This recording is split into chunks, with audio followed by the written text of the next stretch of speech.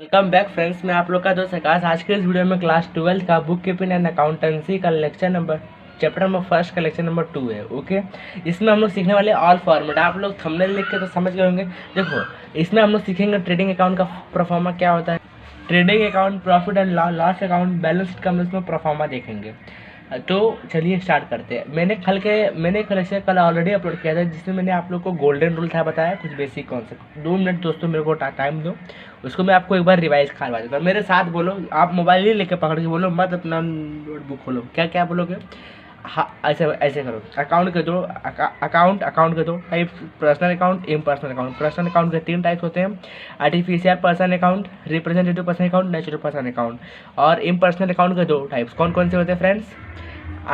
Real account, normal account. Real account के 2 type, tangible, intangible. Normal के 2 type, एक होता है अपना एक्सपेंस, एक होता है अपना इनकम। यहाँ तक क्लियर? मैंने आप लोगों को कल कुछ गोल्डन रूल भी दिए थे। क्या क्या क्या होता है, एक बार हम लोग रिवाइज कर ले फटाफट। चलिए आइए देखते हैं। फर्स्ट रूल था debit the receiver, credit the giver. Second rule था debit what comes in, credit what goes out. Third rule था debit all expense and losses, credit all income and gain. Fourth rule क्या है? Purchase always debit side, sales always credit side. Fifth rule क्या था? Liability assets always debit side, liability always credit side. Okay, यही ना भाई fifth rule था ना। Sixth rule हम लोग का था कि क्या था? ड्राइंग ऑलवेज डेबिट साइड,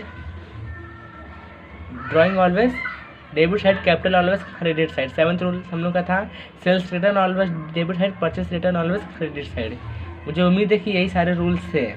अरे हो गया रिवाइज। अब चलो अपने आज के पॉइंट पे आगे बढ़े। Trading account, profit and loss account, balance sheet का हम लोग क्या देखेंगे? प्रोफार्मा। अभी आप लोग मुझे बहुत लोग बोलेंगे, अरे भाई तू क्या पका ले रहा है मेरे को, तेरे को पता नहीं है क्या मैं क्लास 11 के अकाउंट का टॉपर था? बोला हाँ भाई मालूम तो नहीं था, आपने बताया। बोला सुन, वही जो तू 11 में ट्रेडिंग अकाउंट होता है, प्रॉफिट एंड लॉस अकाउंट होता है, बैलेंस शीट होता है, वही बताएगा ना सब। तो मुझे आता है भाई, वो तो है ही है, लेकिन थोड़ा सा उससे एडवांस है, तो सीख लो। ओवर कॉन्फिडेंस में मत रहो। चलो स्टार्ट करते हैं, आइए देखते हैं।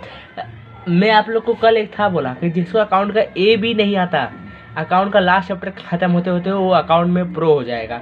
अगर आप इसको रेगुलर एक एक सम प्रैक्टिस करेंगे, कोई एक ही सम करो, अगर रेगुलर कर रहे हो और एकदम स्टेप वाइज, तो आप लोग अकाउंट में इट्टी और मिट्टी ला सकते हो। अभी प्रवचन हो गया बहुत, अब सॉल्व करते हैं। चलो, ट्रेडिंग अकाउंट ये होता है, हम लोग क्या करते हैं, डेबिट हरदम लेफ्ट में रहता है, क्रेडिट हरदम राइट में। ऐसा बॉक्स बनाए, particular amount, particular amount. Okay, ये हुआ। अब शुरू करते हैं। To opening stock. Opening stock मतलब क्या? आपका जो बिजनेस, इसमें जितने नाम लिखे हैं ना, बहुत इसको क्या करते हैं, रट्टा मारते हैं। हम लोग रट्टा नहीं मारेंगे, एक एक चीज़ को समझेंगे कि क्या है। देखो, एक्सपेंस 2 टाइप के होते हैं। कि कितने टाइप के? 2 टाइप के। आप नोटबुक पे लिखते चलो, इस समय मेरे पास नोटबुक पर नहीं है, वरना मैं लिख के दिखाता। क्या एक्सपेंस दो टाइप के होते हैं, एक डायरेक्ट एक्सपेंस होता है और एक इनडायरेक्ट एक्सपेंस होता है। और इनकम भी दो टाइप के होते हैं, एक डायरेक्ट इनकम होता है और एक इनडायरेक्ट इनकम होता है। तो जितने भी डायरेक्ट एक्सपेंस है, क्या है, जितने भी डायरेक्ट एक्सपेंस और डायरेक्ट इनकम है वो जाएगा ट्रेडिंग अकाउंट में, और जितने भी इनडायरेक्ट एक्सपेंस और इनडायरेक्ट इनकम है वो जाएगा अपना प्रॉफिट एंड लॉस अकाउंट में। ये कॉन्सेप्ट हो गया है क्लियर? अब चलो सॉल्व करते हैं। ओपनिंग स्टॉक मतलब क्या? आपके पास कोई स्टॉक है, आप अपने बिजनेस में लेके आ रहे हो, तो डेबिट क्यों है? अब क्योंकि बिजनेस में आ रहा है तो इनकम रहना चाहिए ना, क्रेडिट। तो डेबिट क्यों है? बात सही बोला। देखो, मुझे डाउट हुआ तो आपको भी डाउट होना चाहिए, ऐसे सोचा करो, अकाउंट है। ओके, ओपनिंग स्टॉक है, तो ओपनिंग स्टॉक जो भी आपके बिजनेस में स्टॉक है वो हम लोग का ओपनिंग स्टॉक होता है।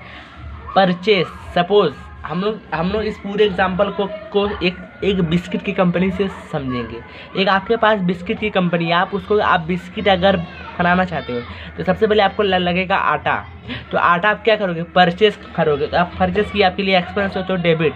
लेकिन आपने उस आटे में से कुछ आटा आपने उसको रिफंड कर दिया, बोले ये नहीं चाहिए, इसका पैसा दे दो। क्या होगा? लेस परचेस रिटर्न, और वैल्यू जो बचेगा आउटर में। ठीक है, सिंपल। करेज इनवर्ड क्या होता है? अभी गाड़ी से जो माल आएगा वो क्या लेगा? खारिज लेगा ना। बोलेगा ना भाई मैं इतना दूर तेरे को अभी एयरपोर्ट से आपको सी पोर्ट से या तो एयरपोर्ट से आपका सामान आपको फैक्ट्री पे ला के देगा, ट्रांसपोर्ट का खर्चा तो लेगा, तो खारिज इनवर्ड। ठीक है। फ्रेट मतलब ढोने का खर्चा। आपका जो गाड़ी रहेगा, गाड़ी में से आपके आटे की गोनी को उठा के जो अंदर अपने फैक्ट्री में रखेगा, जो लेबर रखेगा वो भी तो लेगा, फ्रेट लेगा।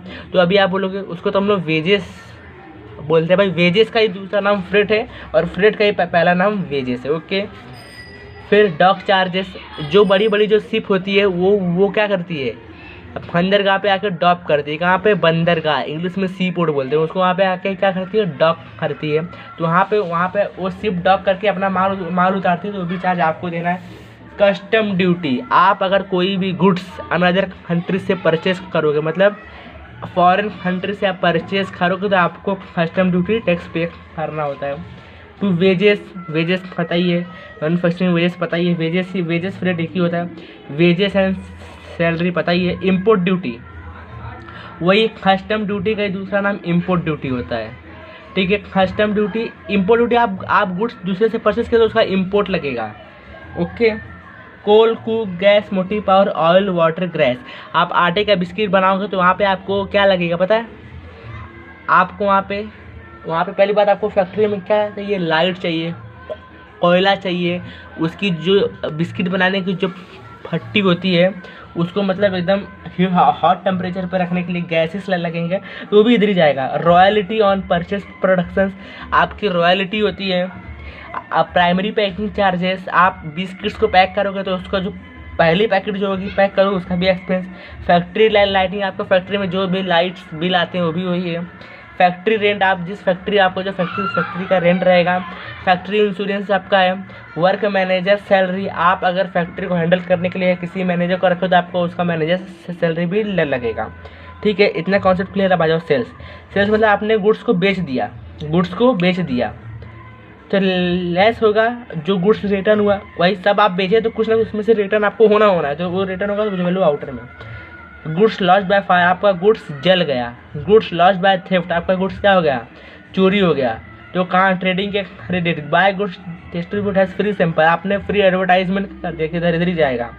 गुड्स लॉस्ट इन एक्सीडेंट, तो इधर ही जाएगा। एक्सीडेंट मतलब आपका गाड़ी जा रही थी, कहीं एक्सीडेंट हो गया। गुड्स विद्रॉ बाय पार्टनर अपने पर्सनल यूज़ के लिए गुड्स लेके जा रहा है, तो भी इधर ही।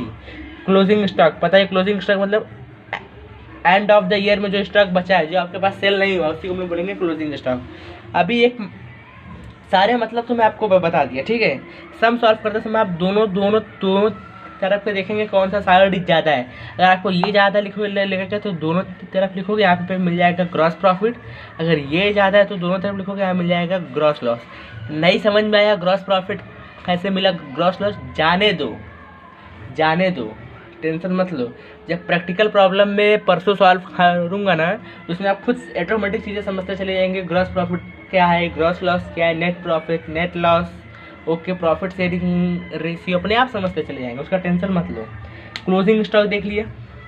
अभी एक चीज़ आप लोग सोचे, अभी आप लोग में किसी एक को तो डाउट तो आना ही चाहिए, मेरी गारंटी है। क्या, गुड्स लॉस्ट बाय फायर, मेरा गुड्स जल गया तो मुझे नुकसान हुआ ना भाई, नुकसान हुआ है, फ़ायदा नुकसान हुआ। तो नुकसान कोई भी चीज़ होता है तो हम लोग एक रूल याद किए थे, क्या, डेबिट और एक्सपेंस एंड लॉसेस, तो डेबिट में जाना चाहिए, ये क्रेडिट में क्यों है, बात सही है, डेबिट में जाएगा। लेकिन आपको तब यहाँ जो लिखा ना परचेस, आपको तब परचेस में करोगे लेस, तो आपको क्रेडिट में एंट्री करने की ज़रूरत नहीं है, नहीं तो आप चुपचाप क्रेडिट में एंट्री कर दो, ठीक है। यही दो बात होती है। अगर आप ये जितनी भी एंट्री इधर है, खाली सेल्स को, क्लोजिंग स्टॉक को छोड़ के और गुड्स विथड्रॉ बाय पार्टनर को छोड़ के बाकी सारी एंट्रियाँ आप परचेस में लेस कर सकते हो, इस साइड ही। इधर अगर इधर नहीं करोगे तो इधर आपको दिखाना ही पड़ेगा, ओके। ये ट्रेडिंग अकाउंट का फॉर्मेट इधर होता है, फिनिश। अब बढ़ते हैं प्रॉफिट एंड लॉस अकाउंट के ऊपर। इसमें कुछ आपको नए वर्ड दिखेंगे प्रॉफिट एंड लॉस अकाउंट में, कोई बात नहीं, हम नए दिखे पुराने दिखे, हम सब टॉपर लोग बैठे हैं, ठीक है। चलो देखते हैं। Proforma profit and loss account for the year ended है, शुरू करते हैं। Particular amount, particular amount, debit credit same है। प्रोफार्मा सैलरी, आपके ऑफिस में एम्प्लॉय काम कर रहे हैं, आप सैलरी दोगे। सैलरीज एंड वेजेस, वही बात, सैलरी। रेंट एंड रेंट, आपकी जो ऑफिस है, ऑफिस का आप क्या दोगे, रेंट दोगे। इंश्योरेंस, आपका कोई ऑफिस के सामान के ऊपर इंश्योरेंस, कुछ भी हो इंश्योरेंस होगा। इलेक्ट्रिसिटी, आपके ऑफिस में जो भी लाइट्स होंगी। Telephone, postage expense, printing and stationery, आपको झेरॉक्स का काम है भाई, क्योंकि आपको डॉक्यूमेंट सारे मेंटेन करने, जो स्टेशनरी वहाँ लगेगा ही लगेगा। ट्रैवलिंग एक्सपेंस ऑफ सेल्समैन, आपका जो बिस्किट कंपनी का जो सेल्समैन है वो मतलब दुकान पर जाके ऑर्डर निकालेगा, तो वो भी अपना क्या लेगा, अपना मंथली चार्ज लेगा, तो उसको भी मंथली चार्ज तो लेगा, उसको सैलरी बोलेंगे। लेकिन ये जो घूमेगा, तो घूमेगा तो क्या पैदल घूमेगा? नहीं, अभी उसको बोलो कि भाई काम करो, तुम भाईंदर से चले जाओ बड़ा पैदल चले जाओ, मेरे लिए बिस्किट का ऑर्डर लेके आओ। तो भाई पैदल तो जाएगा नहीं, जाएगा तो अगले दिन पहुँचेगा, तो जाएगा तो ट्रेन से या तो बस। तो जो जाएगा, जो उसका जो पैसा रहेगा वो भी कंपनी देती है, तो वो भी travelling expense of salesman. Depreciation on assets, आपकी एसेट्स की वैल्यू हो रही है कम। लोडिंग चार्जेस, वही ढोने का खर्चा। ऑडिट फीस पता है एक कंपनी एक साल में एक बार पे करती है, वो भी किसको पे करती है? Chartered accountant. जो सीए होता है ना, सीए, वो कंपनी में वो ऑफिस में जाके ऑफिस का पूरे साल का एनुअल रिपोर्ट को ऑडिट करके आता है, तो उसके बदले में वो ऑडिट फीस लेता है। ओके, तो वो पैसा किसको जाता है? सीए को, लेकिन कंपनी के लिए तो घाटा है, तो हो गया लॉस। एंटरटेनमेंट एक्सपेंस है। रिपेयर, एनुअल मेंटेनेंस, आपका कोई चीज़ आपको रिपेयर करवाना है या तो मेंटेनेंस आपके ऑफिस का, दिवाली आ रहा है, दिवाली वेकेशन में, तो भी एक्सपेंस है। इंटरेस्ट ऑन लोन, आपने ऑलरेडी किसी बैंक से लोन लेके रखा तो उसका इंटरेस्ट भरोगे तो भी आपके लिए एक्सपेंस है। सैलरी में से लेने में छोटे मोटे एक्सपेंस। कॉन्वेंस एक्सपेंस भी ट्रैवलिंग एक्सपेंस। यहाँ पे आप लिखो, क्या करो, कॉन्वेंस एक्सपेंस, यहाँ पे पेंसिल से एक स्लैश दो, लिखो travelling expense. Okay. Loss by fire, आपका नुकसान हो गया। लॉस बाय थेफ्ट, चोरी हो गया। लॉस इन एक्सीडेंट, आपका एक्सीडेंट में लॉस हो गया। टू डिस्ट्रीब्यूट फ्री सैंपल, मतलब यहाँ पे स्लैश करो, आप लिखो एडवर्टाइजमेंट, दोनों सेम है। ओके। कमीशन के अलावा आपने किसी को कमीशन दिया तो भी नुकसान है, आपकी कंपनी ने दिया, आप खुद नहीं दे रहे हो। डिस्काउंट अलाउ, देखो हम लोग क्या करते हैं, कभी कभी किसी कपड़े की दुकान पे जाते हैं, वो बोलेगा भैया देखो ये जो शर्ट है 500 रुपये का है, एक बढ़िया मस्त है, तो आप बोलोगे क्या तुम भी अंकल डिस्काउंट नहीं देते, हम समझते नहीं, हम आपका रेगुलर कस्टमर है, अपना बोल वचन दोगे? तो बोलेगा चलो ठीक है आपके लिए 10% डिस्काउंट, तो 500 का शर्ट आपको 450 में मिलता है, ठीक है।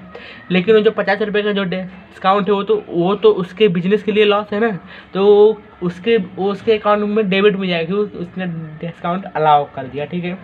अलावेंस, ये भी डिस्काउंट का पार्ट है। एडवर्टाइजमेंट, आप प्रचार करवा रहे हो अपनी कंपनी। खैरेज आउटवर्ड, उधर करेज इनवर्ड था, इधर करेज आउटवर्ड है, वही ढोने का खर्चा। सेल चार्जेस, ये देखो इस सेल्समैन जो है वर्ड, इससे लिंक है सेल चार्जेस। बैड डेप्ट, देखो क्लास 11 में आप लोग एक बैड डेप्ट का फार्मूला थे पढ़े, बैड डेप्ट का फार्मूला इधर भी यूज होगा। फार्मूला क्या था, मेरे साथ एक बार रिवाइज मारो, नहीं पता है तो सुन लो फिर रिवाइज करना। क्या होता है, to old bad dept add new bad dept add new RDD less old RDD. अब याद आया, फिर से एक बार करते हैं यार, मजा आ जाएगा, सही में पढ़ो। To old bad dept add new bad dept add new RDD less old RDD. एक बार और चलो आ जाओ। To old bad dept add new bad dept add new RDD less old RDD.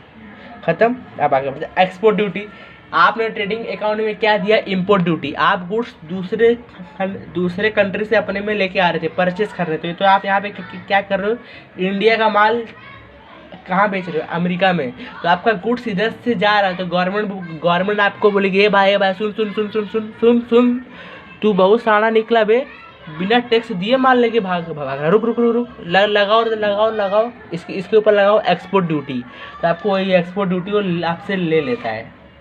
Taxes, कोई भी tax, direct tax, indirect tax, दो type के tax भी होते हैं, वो सब हम लोग पढ़ेंगे बाद में, अभी टैक्स खाली ऊपर भी देख लो। Okay. General expense, trade expense, देखो ट्रेड एक्सपेंस के साथ एक कहानी है, ये समझ लो, ये सब लोग नहीं बताते हैं, ये आप बहुत यूट्यूब चैनल आप देखे होंगे, लेकिन ट्रेड एक्सपेंस को बहुत लोग उतना डिटेल में नहीं बताते हैं। ट्रेड एक्सपेंस कभी कभी क्या होता है ना, प्रॉफिट एंड लॉस अकाउंट के डेबिट में जाता है, तो कभी कभी ट्रेडिंग अकाउंट के डेबिट में जाता है। ऐसा क्यों होता है, इसके पीछे एक रीज़न है। यहाँ पर तो हम लोग को दिया, देखो हम लोग ट्रेडिंग अकाउंट पढ़े, वहाँ ट्रेड एक्सपेंस कहीं था ही नहीं, लेकिन प्रॉफिट एंड लॉस अकाउंट में है।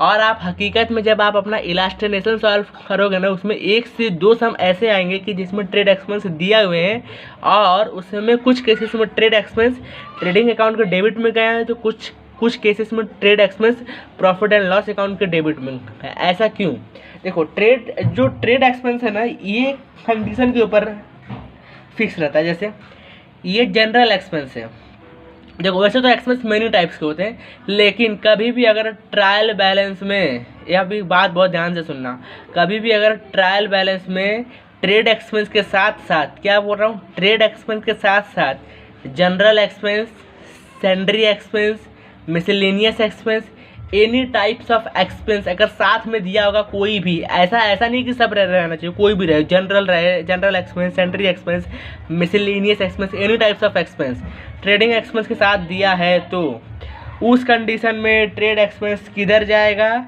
तो ट्रेडिंग अकाउंट के डेबिट में जाएगा। ठीक है, किधर जाएगा? ट्रेडिंग अकाउंट के डेबिट में ही जाएगा।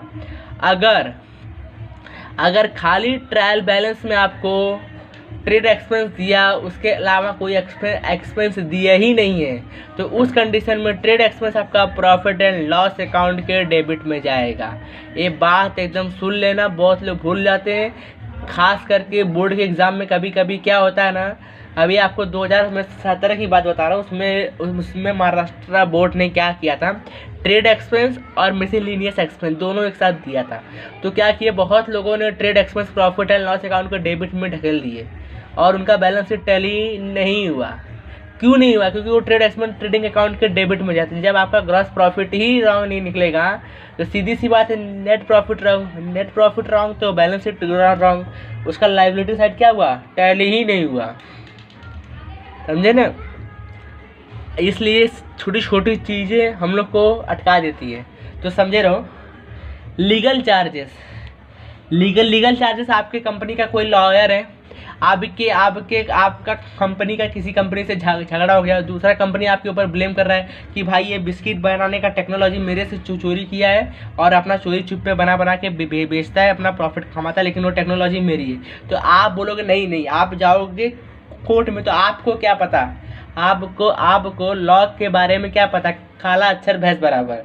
तो लॉ के बारे में एक किसको लॉयर को पता रहेगा, तो वो आपके बदले में जाके वहाँ पे केस लड़ेगा, वो कोर्ट में बोलेगा देखिए सर ऐसा नहीं बात है, ये फुकट का इनके ऊपर ब्लेम लगा रहे, इनकी टेक्नोलॉजी बहुत कुछ, वो अपना रिक्वेस्ट उधर देगा, वो देगा इतना माथा पच्ची उधर करेगा, तो फ्री में नहीं, वो पैसा लेगा। तो जो पैसा लेगा उसको हम लोग क्या बोलते हैं? Legal charges, professional charges. आपके कंपनी में सीए आएगा, इंजीनियर आएंगे। अगर आपकी बिल्डिंग बनाने कंपनी है, इंजीनियर आएगा तो क्या फ्री में काम करके जाएगा? आप उससे कुछ रिश्तेदार नहीं रखते हो, पैसा लेके जाए, क्योंकि वो भी भाई 5 साल मेहनत करके पढ़ाई करके आता है, तो पैसे के लिए ना। फिर बैंक चार्जेस, बैंक आपसे कुछ चार्जेस काट ली। सॉलिकेटर फीस भी आपका वही है, क्या? लीगल चार्जेस वाला। Okay, secondary packing charges. देखो हम लोग ट्रेडिंग अकाउंट में क्या देखिए, प्राइमरी पैकिंग, इधर क्या सेकेंडरी पैकिंग। डिफरेंस क्या है? प्राइमरी पैकिंग मतलब आपका जो बिस्किट है एक बार पैक हो गया, अभी आपकी फैक्ट्री से जब बिस्किट निकलेगा तो कहाँ पर जाएगा? वेयर हाउस को हिंदी में बोलते हैं गोदाम।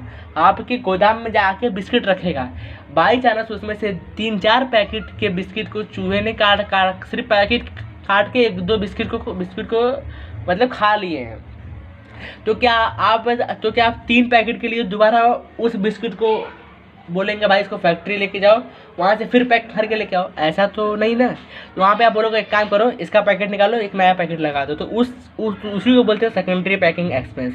तो सेकेंडरी पैकिंग एक्सपेंस कहाँ जाता है? प्रॉफिट एंड लॉस अकाउंट के डेबिट में। Loss on sale of fix asset, आपका कोई फिक्स एसेट था, समझो आपके पास क्या है, आपके पास फर्नीचर है, ठीक है।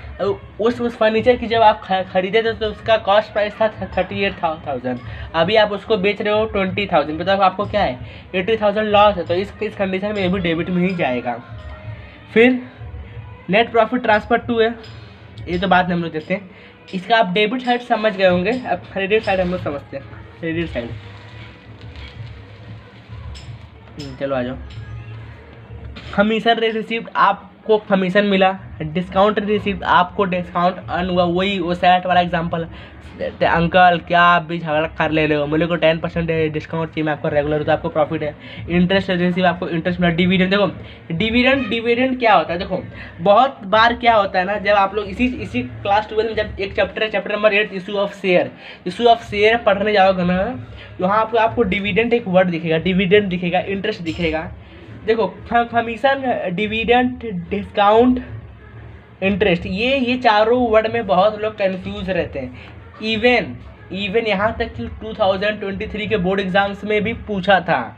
क्या पूछा था? बता रहा हूँ भाई, उसी के तो हूँ आया ये जो डिविडेंड जो हमें मिलता है, देखो डिविडेंड में भी हमें पैसा ही मिलेगा, इंटरेस्ट में भी हमें पैसा मिलेगा, कमीशन में भी हमें पैसा मिलेगा, डिस्काउंट में भी कमीशन। देखो डिस्काउंट में पैसा नहीं मिलेगा।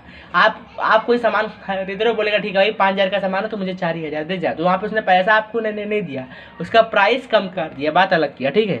लेकिन आपको कमीशन, इंटरेस्ट, डिविडेंड, ये तीनों केस में क्या मिल रहा है, पैसा आपको मिलेगा। ईटा पत्थर नहीं मिलेगा, बोलेगा लो 1 किलो ईटा ले लो, 1 किलो तिल ले लो और जाओ, ऐसा तो नहीं बोलेगा। देगा तो पैसा ही देगा। लेकिन तीनों को अलग अलग क्यों बोला गया, नाम क्यों है? देखो कमीशन मतलब जैसे कोई स्टेट एजेंट का किसी का काम, अब स्टेट एजेंट काम कर रहा है तो भाई सीधी कमीशन अपना लेगा, तो हो गया। इंटरेस्ट आपने क्या किया, आपने एफडी करके रखे थे आपकी, भाई आप बहुत बड़े एकदम समझो तो हरिचंद के औलाद हो, तो आपने क्या किया, बैंक में 10 लाख रुपए का एफडी खोल कर रखा है, आपको बैंक 10,000 रुपीज़ क्या दे रही है, इंटरेस्ट दे रही है, इंटरेस्ट। अब बोलोगे अब डिविडेंड क्या होता है, इंटरेस्ट समझे क्या होता है, कमीशन समझे, डिस्काउंट समझे, अब समझते हैं ना। डिविडेंड वो होता है, आप समझो, फॉर एग्जांपल मैं ले लेता हूँ, किसको ले लूँ, जियो रिलायंस को। अगर जियो रिलायंस की कंपनी है, आपने जियो रिलायंस कंपनी का अगर शेयर परचेस किए हो, क्या किए हो, शेयर परचेस किए हो, तो कंपनी उसके बदले में आपको क्या देगी, डिविडेंड। वो आपको पर एनम भी दे सकती है, पर मंथ भी दे सकती है, वो कंपनी के प्रॉफिट के ऊपर डिपेंड है। ओके, आपको उस पैसे को क्या बोलेंगे, डिविडेंड। सिंपल याद रखो, अगर आप किसी कंपनी में शेयर खरीदे हो, आपको अगर कंपनी पैसा देती है तो उस पैसे को हम लोग डिविडेंड बोलेंगे। और ये क्वेश्चन इस साल के 2023 के बोर्ड एग्जाम में 1 मार्क्स के लिए फिल इन द ब्लैंक्स में पूछा था। फिल इन द ब्लैंक्स में था, मैं देखा था आज के इस साल का पेपर, उसमें 1 मार्क्स के लिए डिविडेंड पूछा था। ओके, उसमें ऐसा पूछा था, the share dash which types of income, share से कौन सा इनकम होता है, तो ऑप्शन नंबर डी या तो सी, ऑप्शन डी या सी पे लिखा था, उतना परफेक्ट याद नहीं है, लेकिन डिविडेंड था, तो ऑप्शन डी इसे शायद राइट आंसर था, मैं चेक किया था। फिर रेंट रिसीव, आप कहीं से रेंट ले रहे हो, सैलरी या तो मिसलेनियस छोटे मोटे इनकम हो गए। प्रॉफिट ऑन सेल, आपका असेट फर्नीचर वही सेम 38,000 था, आपने उसको 45,000 में बेचा तो आपको 7,000 रुपये क्या हो गया, प्रॉफिट हो गया। तो बोले ना झिंगा लाला, अपने को प्रॉफिट हो ले लाए, समझ गए। अभी आप लोग भाई ये भी बताओ ना, ये नेट लॉस नेट प्रॉफिट क्या होता है, ये हम लोग बाद में देखेंगे ना यार, ज़्यादा मत पढ़ो। क्या करो, एक दिन में एक वीडियो लेक्चर देखो और एक पर्टिकुलर सब्जेक्ट का देखो। अभी बहुत टाइम है, अभी आप लोग का अप्रैल चालू है यार, पेपर दोगे कब पता है, पेपर दोगे लगभग अगले 21-22 फेब से, ठीक है। अब हम लोग आते हैं किसके ऊपर, बैलेंस शीट के परफॉर्मा के ऊपर। देखो आप लोग बोलोगे भाई ये ब्लू वाला बॉक्स एडजस्टमेंट बताओ ना, अरे एडजस्टमेंट मत लो, एडजस्टमेंट के लिए कल सेपरेट वीडियो आएगी, और एडजस्टमेंट में आपको टेक्स्ट बुक का नहीं बताऊंगा, मतलब रहेगा तो टेक्स्ट बुक का कोई, लेकिन उसको अलग तरीके से आपको बताऊंगा ना कि एडजस्टमेंट आपको अगर कोई रात को 2 बजे उठा के, इससे आपको 2 बजे से कोई हिला के पूछे भाई उठ जरा मुझे बताओ आउटस्टैंडिंग रेंट का एडजस्टमेंट क्या होता है, आप बोलोगे क्या है यार, एक एंट्री जाएगा प्रॉफिट एंड लॉस अकाउंट का डेबिट में, एक जाएगा बैलेंस शीट के लायबिलिटी में, आप बता के फिर सो जाओगे। इस तरीके से आपको एडजस्टमेंट याद हो जाएगा। ओके, देखते हैं लायबिलिटी क्या होता है। लायबिलिटी ये होता है जो आपके जो बिजनेस के ऊपर खर्च है उसे लायबिलिटी बोलते हैं। एसेट्स जो आपके ऊपर जो पैसा मिलेगा, मैं आपको कल बताया था ये सब चीज़, एसेट्स, लायबिलिटी, क्रेडिटर। अभी तक हम लोग 11 में एक पार्टनर का थे पढ़ते, इसलिए उसका नाम था सोल प्रोप्राइटरशिप। इसमें क्या पार्टनरशिप, इसमें पार्टनर रहेंगे, पार्टनर 1 हो सकता है, 2 हो सकता है, 3, 4, 5 हो सकते हैं। तो यहाँ पे एग्जांपल है पार्टनर ABC है, 3 पार्टनर है, तो उनका जो कैपिटल रहेगा वो पार्टनर हरेंट अकाउंट का भी है, जब मैं सम सॉल्व करूँगा तब बताऊँगा। जनरल रिजर्व क्या होता है, जनरल रिजर्व, देखो जनरल रिजर्व समझो, आप लोग 2 पार्टनर हो, ठीक है, आप दोनों ने क्या किया, एक आपने में एग्रीमेंट किया, भाई देखो आज हम लोग प्रॉफिट में, आज हम लोग खुश है तो ठीक है, लेकिन कल बिजनेस अगर हम लोग का घाटे में जाएगा तो उस घाटे को भरने के लिए हम लोग कुछ अभी से हम लोग कुछ पैसा साइड में, चलो तो कुछ तुम रखो कुछ में, इक्वल शेयर पे हम लोग रखेंगे।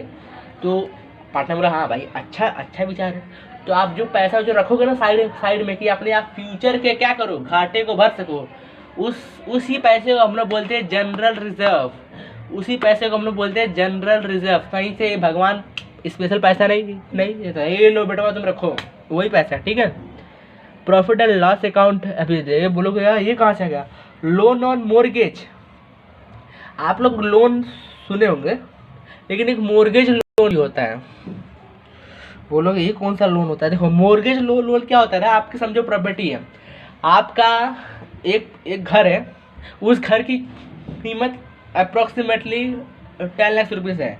आप जाओगे बैंक के पास है, बैंक को बोलोगे ये भाई सुन सुन सुन सुन सुन सुन हमको ना 5 लाख रुपया चाहिए था, लेकिन मेरे पास केवल घर है। तो बैंक वाला आपको क्या बोलेगा पता है, एक काम करो, आपके जो घर का जो ओरिजिनल डॉक्यूमेंट है वो आप मेरे पास मुझे ला के दे दो, मैं आपको 5 लाख रुपया दे देता हूँ, क्योंकि आपकी उसकी जो वैल्यू जो है net value approximately 10 lakh rupees है। तो आप 5 लाख रुपया आप क्या करोगे, अपने घर का पेपर ओरिजिनल बैंक में रख के 5 लाख रुपये आप उससे ले लोगे। तो तभी उसी लोन को बोलते हैं मोर्गेज लोन। क्यों, क्योंकि अगर आपने बाय द वे कल बैंक का पैसा नहीं पे किया तो कल बैंक आके आपकी घर को नीलामी करके अपना पैसा निकाल लेगी, बैंक छोड़ेगी नहीं। बैंक अगर 1 रुपया भी देती है ना तो उसका इंटरेस्ट निकालने का रखती है। तो भाई यहाँ पे आपको 5 लाख रुपया दिए, ऐसा छोड़ेगी तो नहीं। फिर बैंक लोन, अदर लोन होते हैं। हाँ, मोर्गेज लोन यही लोन होता है कि आप कुछ सिक्योरिटी के तौर पे जमा करवाए हो, भाई अगर मैं कल को पैसा नहीं दिया तो आप इसको बेच के अपना भरपाई कर लेना, उसी को हम लोग मोर्गेज लोन बोलते हैं। Loan from partner, bills payable मतलब देखो, बिल्स पेएबल बिल्स रिसीवेबल आप केवल याद कर लो। बोलोगे क्यों, याद क्यों करेंगे, याद करो यार। क्यों, आप लोग का जो चैप्टर नंबर 7 है ना, बिल ऑफ एक्सचेंज, उसमें आप लोग को इतना बिल्स पेएबल इतना बिल्स रिसीवेबल दिखेगा ना कि आप बोलोगे भाई आज के बाद अगर नहीं दिखे ना तो मेरा जीवन धन्य हो जाए। तो वहाँ मैं आपको एकदम डिटेल में बताऊंगा कि बिल्स पेएबल क्या होता है, बिल्स रिसीवेबल क्या होता है, प्रोमिसर क्या होता है, प्रोमिसी क्या होता है, उससे बाद में की बात है, भी उसमें आने में बहुत टाइम लगेगा। चैप्टर नंबर 7 है बिल ऑफ एक्सचेंज है। ओके, तो अभी केवल याद हो कि bills payable liability, sundry creditor liability, add less any other adjustment में बताऊंगा कल, तो उसको हम लोग देखेंगे कल। डिस्काउंट ऑन क्रेडिटर, अब देख लो, अब हो गया इसमें कांड।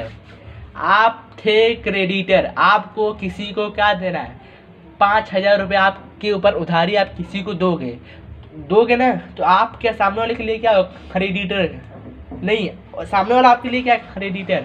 आपको पता है कि मुझे 5,000 रुपये देना है।